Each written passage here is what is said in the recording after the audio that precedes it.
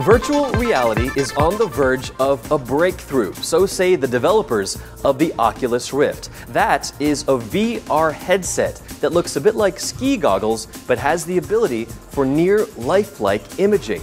The Wall Street Journal's Michael Kofsky tries out the gadget to give us a sneak peek into our virtual futures. Dancing with friends, going to the movies, riding a roller coaster. Experiences we have in the real world. But what if you could do these things without ever leaving your home?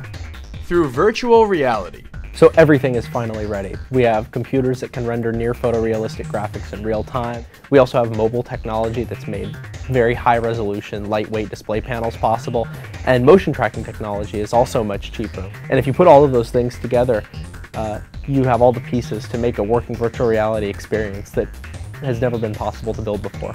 Palmer Luckey worked for 2 years in his parents' garage on a device that allowed him to step inside his video games.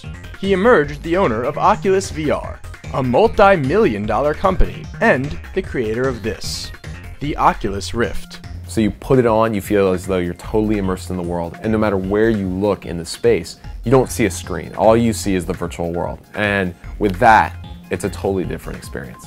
Nearly 20,000 devices have already shipped to developers, turning their imagination into nearly any reality in the virtual world.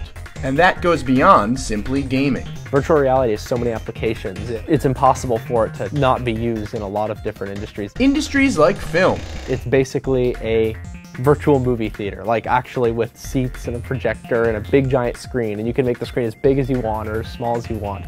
Architecture. Rather than having to build a model of a house and look at it and try to figure out what's wrong, you can actually see feel like you're inside a life-sized scale model of a house and actually adjust things to be wherever you want them to be. And telepresence. You'd be in this space, with virtual space, everyone can move their hands, you can see where people are looking, eye tracking, mouth tracking, hear each other perfectly, interact with objects in the room. You can even interact with objects out of this world.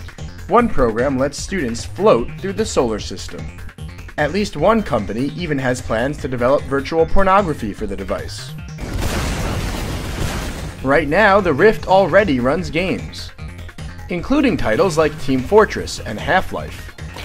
The company says they're just waiting for game companies to release more titles before they begin selling the Rift to consumers for around $300. This is something that's months away, not years away. This is something that gamers should be actively excited about and looking forward to.